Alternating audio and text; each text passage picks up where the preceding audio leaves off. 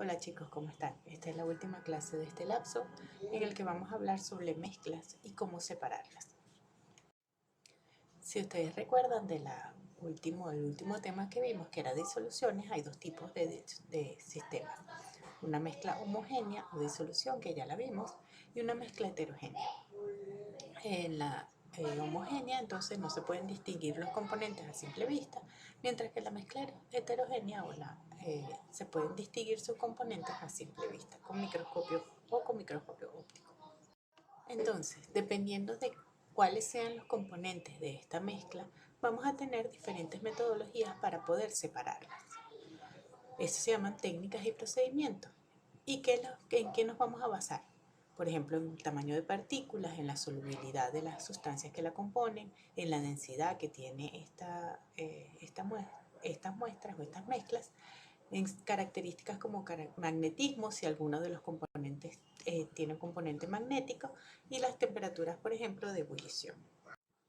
Entonces, lo primero que tenemos que hacer para separar una mezcla es precisamente saber de qué está compuesta, ver el estado físico en el que están. Si los dos compuestos son sólidos, podemos aplicar, por ejemplo, la técnica de tamizado, que es simplemente separar por tamaño de partículas a través de rejillas. Eso seguramente lo han visto como lo hacen los obreros en una construcción cuando están tamizando la arena, por ejemplo. Otro proceso utilizado para separación de mezclas, por ejemplo, es la levigación, en el que utilizando un chorro, una corriente de agua, se separan los más livianos, los componentes más livianos de los más pesados. Esto lo usan mucho quienes han visto Fiebre del Oro eh, en Discovery. Es una técnica que se utiliza, por ejemplo, para extraer oro.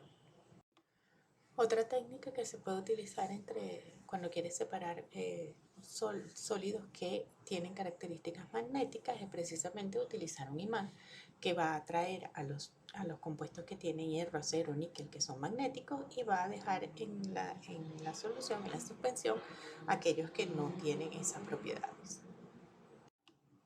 Otra técnica, aunque es mucho más específica que las que hemos visto anteriormente, es la sublimación, que ocurre precisamente cuando uno de los componentes tiene la capacidad de pasar de sólido a gas con un incremento de la temperatura.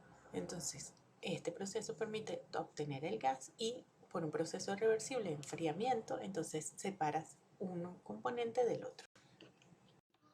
Otra manera de separar mezclas es uno que utilizamos nosotros muy frecuentemente en muchas partes, que es disolver, y se basa en la solubilidad que tienen los distintos componentes de la mezcla. En el ejemplo que ponen aquí en la imagen, precisamente el papelón, que tiene un montón de componentes, tú los puedes disolver y vas a poder extraer el azúcar de impurezas que quizás no son tan solubles en el agua.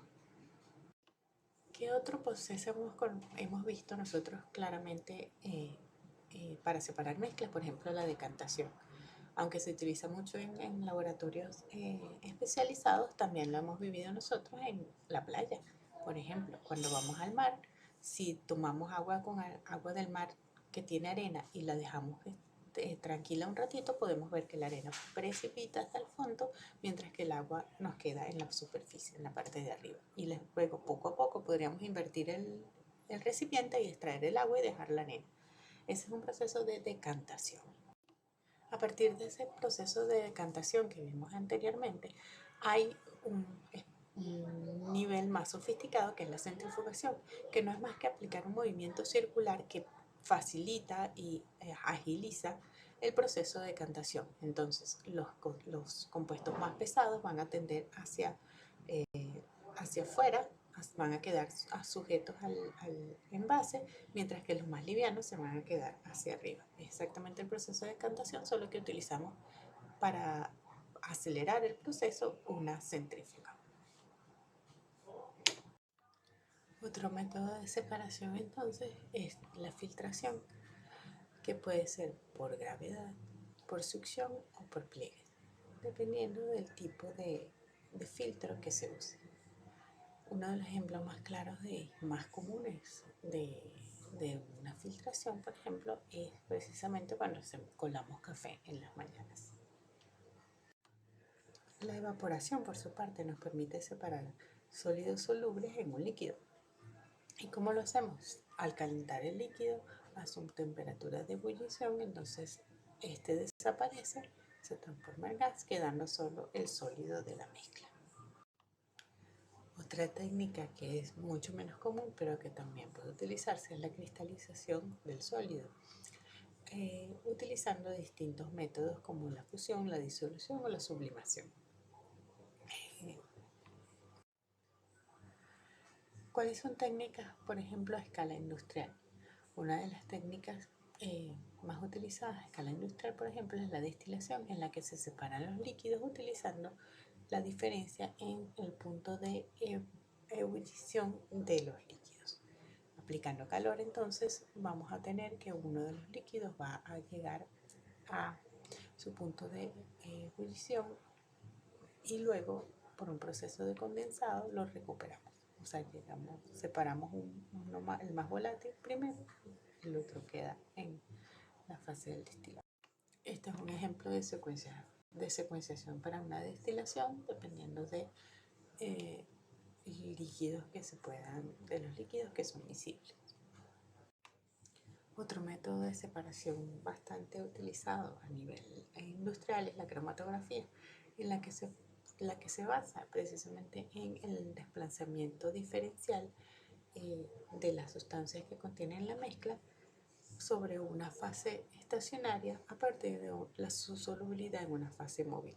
Entonces, a medida que la fase móvil se desplaza sobre la fase estacionaria, los componentes de la mezcla se pueden ir quedando dependiendo de su grado de afinidad a esta. Este es el esquema de una cromatografía. Otro tipo de cromatografía es de absorción o de partición. Y otros tipos es por capa fina, columna y papel. Son distintas maneras de clasificar las